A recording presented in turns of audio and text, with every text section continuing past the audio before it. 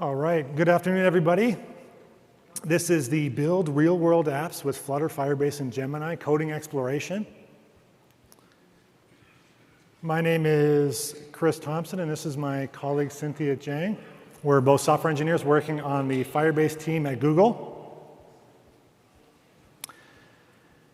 So we've been thrust into the age of generative AI, and many people are asking, how can I leverage this technology in my applications and on behalf of my users and organization? We think we have the perfect use case today to demonstrate the capabilities of the newly released generative AI SDK, and we're thrilled to present you this live demo. The technologies we're going to use today are these three. Gemini is a series of multimodal AI models capable of understanding and responding to text, images, and more. Flutter is an app development framework that allows you to deploy to multiple platforms like Android, iOS, and web from a single code base. And finally, Firebase is a backend as a service, an app development platform that helps you build, deploy, and grow your applications. By the end of this talk, you'll be more familiar with some of the following: how to integrate with and call Google's Gemini to generate content based on a prompt that you write, programmatically parsing that data and using it in traditional imperative programming styles, and finally, using Gemini's feature set to summarize or categorize content. Here's the structure of the session today. First, we'll take a look at Friendly Eats, our restaurant review app built on Flutter and Firebase. We'll take a look at the Google AI SDK and how we can integrate with the Gemini API. In the middle, we'll integrate with the Places API for additional information about restaurants and to get photo URLs. And then we'll go back to Gemini for some summarization at the end. And one more point of note, this demo is divided into two milestones. We'll call them 1 and 2, and we're going to make use of the Gemini SDK and Places API in both cases. All right, next slide. There we go. Perfect. So this is what a Friendly Eats app looks like on macOS. You can see the restaurant filter in the top left. We have the restaurant name, the price, the rating, and the cuisine type. And these photos are not real photos. They are real photos, as you can see, but they are stock images that we assign to a randomly generated fake restaurant. So I'm going to start with a code showcase before we make any changes to get ourselves familiar with the structure of our application. So we enter the application through the main method here, and we do things like Firebase initialize to initialize our application. And we're going to make use of Firebase's authentication, the anonymous sign-in. This is required to interact with Firestore due to security rules we have set up. Next, we'll take a look at restaurant.dart. This is our model object, and it's responsible for representing what a restaurant is in our app. So it has things like name, category, city, the rating, and the photo, which is the photo URL. If I scroll down here, I see that this is our random restaurant function. So this is just going to create a random restaurant object from a series of fake data, fake name, all this sort of thing, fake city. Next, we have a restaurant provider. This is most similar to the controller in an MVC architecture. So the restaurant provider does things like add restaurants, add reviews, load all restaurants, these kind of things. And specifically, we have our Firestore restaurant provider that's going to load these restaurants from our Firestore database. And finally, let's look at our primary view. This is the homepage widget. Skip most of the details here, but the body contains the restaurant grid, which we looked at earlier, which contains a series of restaurant cards and renders them on the page. All right, and if we run this application, I have this running already, we can take a look. This is our 0 state. So we haven't populated any restaurants yet, but if I click on the Add Some button here, we're going to generate a series of random restaurants, store them in Firestore, and then we'll get them back here. OK. And back to the slides, please. So we've seen a traditional standard Firebase Flutter app and how we can empower it with the AI. To start with, let's talk about the suite of SDKs for Gemini. So especially for the Dart SDK, our SDKs are available in multiple platforms across the mainstream programming languages, including Python, JS, Go, Swift, Kotlin, and most importantly for us today, Dart. The Dart SDK contains a set of convenient functions to make calling the Gemini API easier and more reliable when compared to using standard REST calls. It enables developers to format their data prior to calling the Gemini SDK and simplify things like streaming responses to reduce latency. It ensures type safe with compile time checks, as well as familiar language enhancement, and most importantly, it naturally includes Flutter's multi-platform support. So the current generative AI functionality includes the following three. The text-only prompts, which you can ask questions and seek for information. We also provide the multimodal prompts, which you can put text and multiple images together to ask about what you want to learn with the art assets. We can also do the chat prompts. It provides a more connected experience with chat histories rather than only completion for every question. It's handy for providing problem-solving experience to end users. And with all these three functionalities, we can do it with the streaming response, and it will reduce the latency from the quest to response to the end user. So to start using generative AI, we have a very handy tool, Google AI Studio.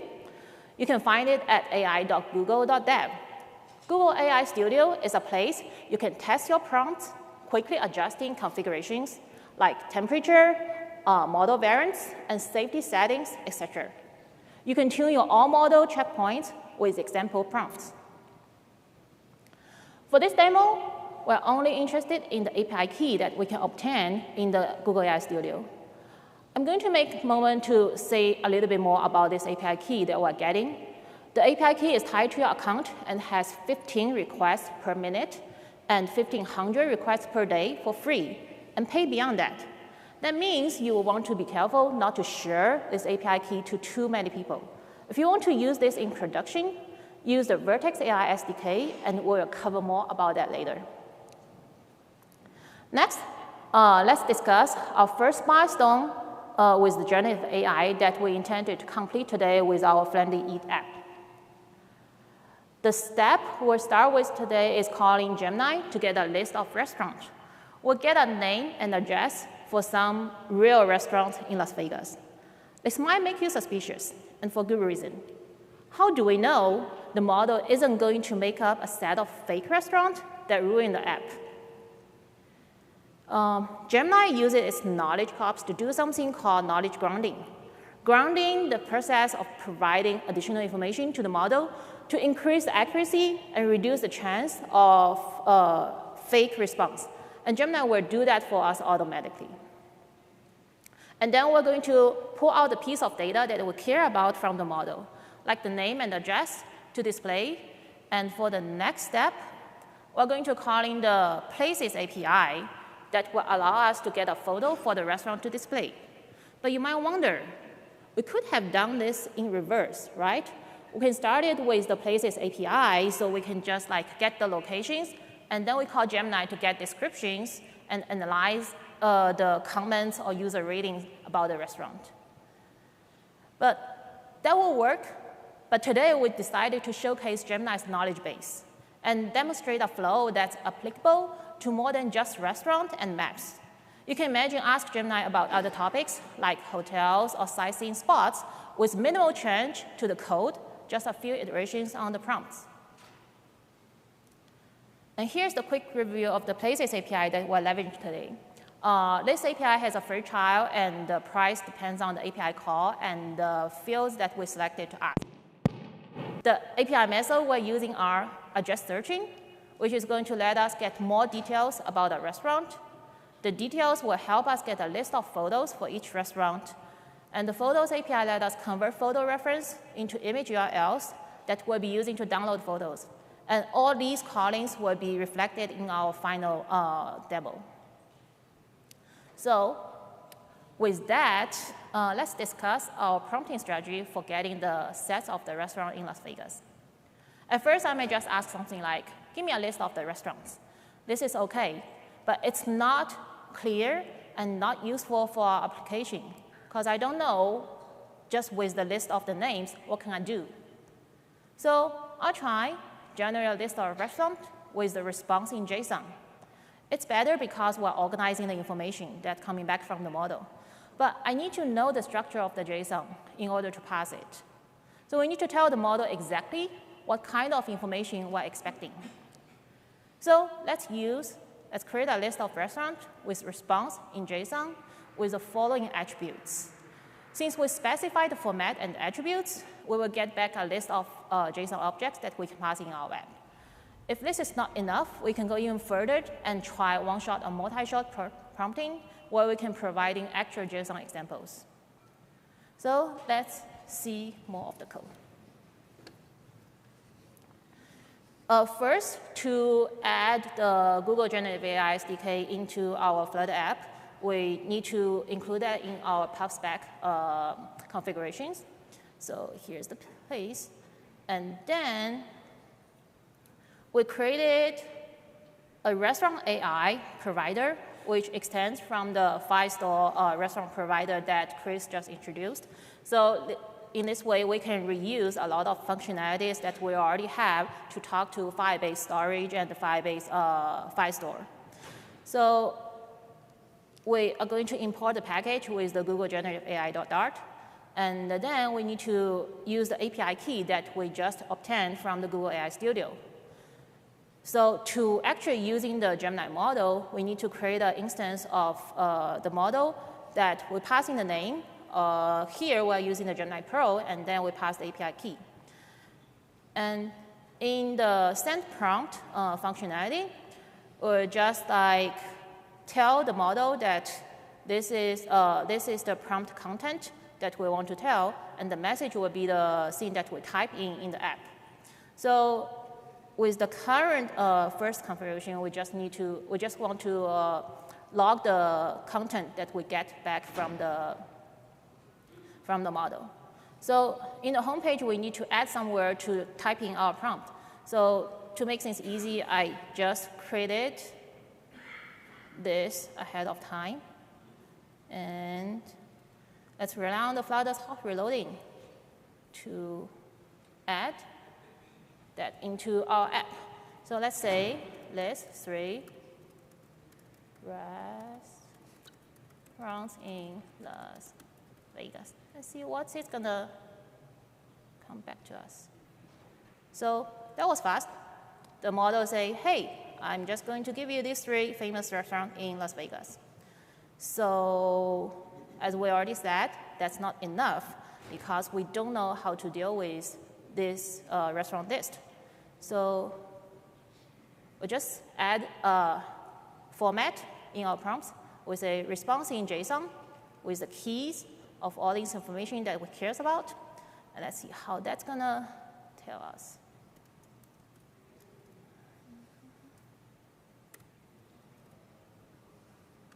Again, let's try.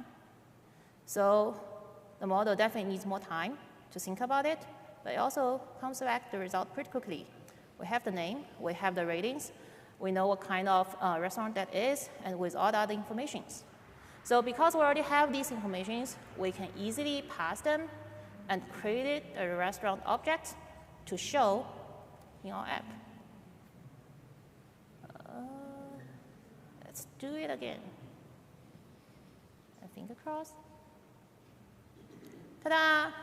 We have all these information passed, and we're creating the exact same restaurant objects that we can use to store in the Firestore. Excellent. Thanks, Cynthia. Next slide. All right, so up to this point, we've called Gemini to get the restaurant JSON, parsed the response, and populated Firestore with our restaurants. But as you can see, we're missing the, I'm going to switch back to the, oh yeah, that's fine. Yeah. We saw earlier that the photos were not photos of the restaurants, but they were placeholder photos of Sparky.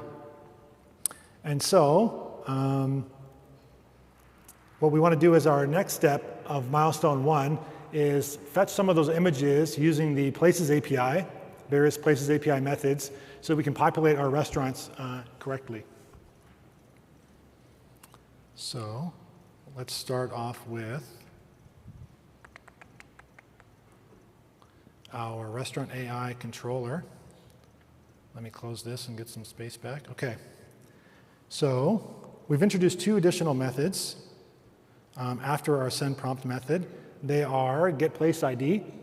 So we're going to call the places find place from text method from the Places API. We're going to input our restaurant name and address here. And we're going to get back a series of images. You can see on the selector, we have selected the field's photos. So we're going to get back a series of photos for a particular restaurant. And we're simply going to pick the first restaurant that we find. And we'll get the place ID. Sorry. Let me correct myself. At this phase, we're only getting the place ID for the particular restaurant. The next phase, which I got ahead of myself, the get photo URL, converts this place ID into a series of photo refs. And so we're going to get the first photo ref from the series of photo refs, and then we can construct our image URL, which you'll see here on 96, which is we can plug into our widget and display as you'd expect. So let me run our milestone 2. I'm just going to pop over to the Firebase console to, oh, you already got it. Okay, perfect. Great colleague, Cynthia, already cleared the database for us. Thank you.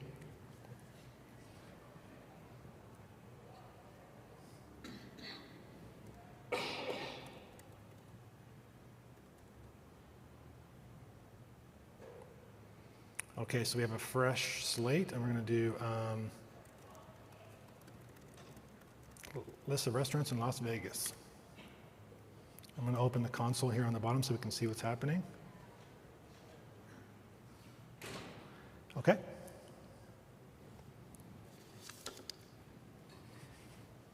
So now we've gone a step further, and we have these images we fetched from the Places API.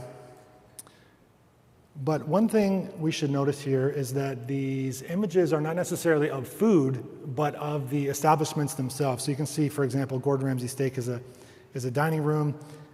Looks like Nobu has a picture of a bar. It would be fantastic if we could replace these images with something more aesthetic of the food that we're expecting to get if we visit these restaurants. So if we switch back to the slides, please. So that brings us to milestone 2, using Gemini to help us improve the restaurant photos in our application. Since what we really want is a food picture and not a dining room picture, to make our app more attractive, we can leverage Gemini's multimodal capabilities to select the perfect photo among the series of photos that we get back from the Places API. And we'll do this in 3 steps. Step 1, we'll call the Places API to get the list of photo references again. Step 2, we'll use Gemini to select the most appropriate food photo from a set of 6 to 10 photos we obtained from the Places API. The Gemini API, this is a caveat, the Gemini API has a 4 megabyte limit per request, so we'll need to keep an eye on our payload size and reduce the number of images if necessary. Based on our testing previously, these come in at about 500 kilobytes, so plenty of room. Step 3, since this process can take some time, we're making multiple calls in series, and model inference takes multiple seconds apiece. We'll use Firestore and cloud storage for Firebase to store our image results, so the next time around, it'll be much faster. So before we look at the code for this second milestone, let's discuss what our prompting strategy might be. We could start with, given a set of images, is there a food image? But just like before, this is lacking in structure and doesn't allow us to programmatically parse the response. An improvement might be, given a set of images, tell me the index of the one that is the food image. This is better, but I'm still not convinced that the model is going to give me a short and parsable response without any fluff. So finally, we can settle on, is there any food pictures? Which one is that in the input sequence? Response in JSON format with the keys has food and index. Now we know exactly what we're going to get and how we can parse the JSON. Alternatively, we could use a different strategy, which is asking the model to limit its response length. In this case, we just want the index of the photo to use, so we can limit the response length to a single number. And if we switch to the demo, please. Perfect, excellent. So we've introduced this new method, getPhotoBytes. And what getPhotoBytes does is what we just discussed. It's going to call the details method of the Places API, fetch the series of photo refs, and then down here for each photo ref, we're going to convert that into a photo URL. And because Gemini expects photo bytes and not photo URLs, we're going to download the photo bytes and we're going to store them in a map. That sets us up for the next call to Gemini. Oh, we can take a, yes. We can take a look at the JSON. This is kind of what we're going to get back from the Places API. And what we're most concerned with are these photo references. So on any given request, we'll get somewhere between 6 to 10 of these so that we can construct our photo URLs.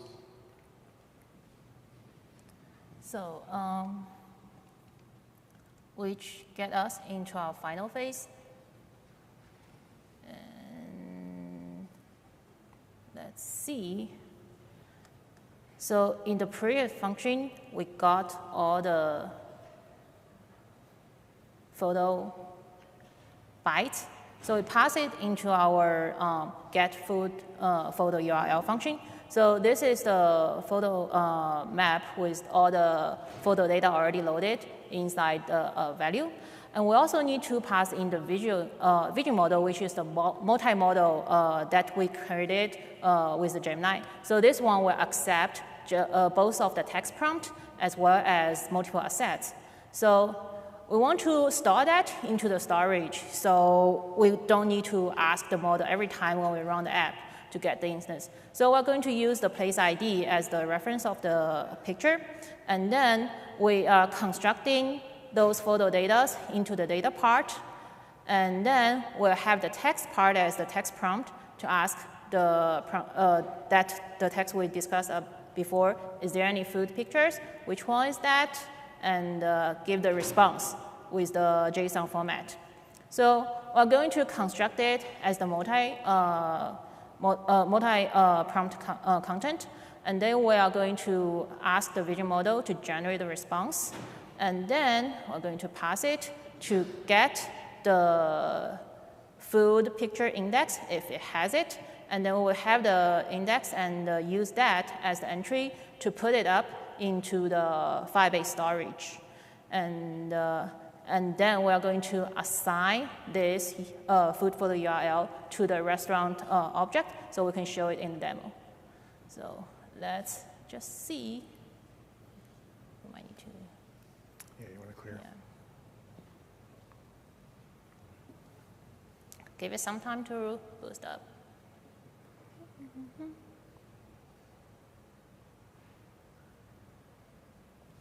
Password. Yeah.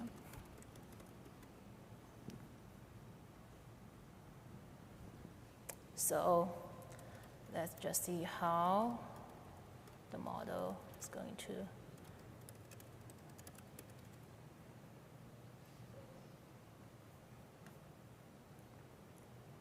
So as we can see from the console, ooh.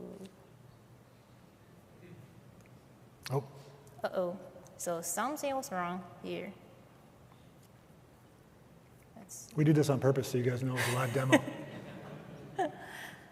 So let's see. That's better. Yeah.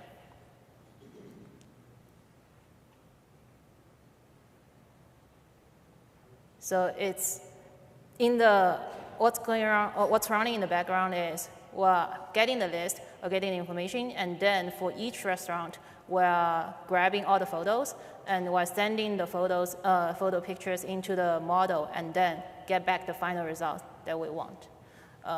There's still some of the, it's not like, so for one of the restaurants, it doesn't really find, because of the set of the photos that we feed in probably doesn't contain any of the food pictures. So that's why it's not giving us the food picture back.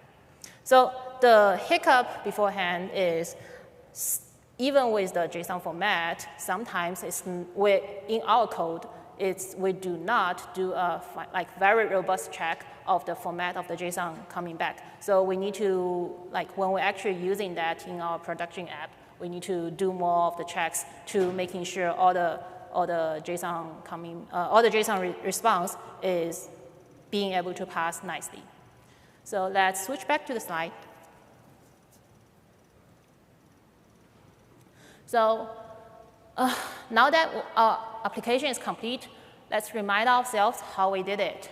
So we combined the generative AI and the traditional APIs together with the both places API and the Gemini. We use Gemini's multimodal generation and summarize features to select the perfect photos for the food. And finally, we leverage Flutter and Firebase together to power the app's UI and backend needs. So we can recall how much less of the coding that we have actually put into our app. We are really relying on the model to give us a lot of responses to saving the way that how we used to coding in the traditional way. So one more thing, remember that we mentioned about how to protect your API key before. Here's our answer. We provide you the option of using Vertex AI SDK for Firebase.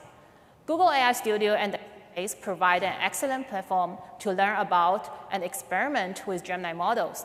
They enable rapid prototyping and exploration of creative ideas. And Vertex AI is about productionized and infrastructure and tools that support workflows which let your team, app, and business work at scale. Vertex AI SDK also have Firebase AppTrack integrated that helps protect your API resources from abusing by preventing unauthorized clients from accessing your backend resources. Please check out the other session, Dev 244, to learn more about the Vertex AI.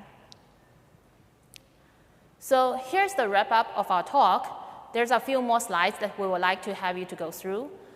This QR code you can check out about some cloud special offer.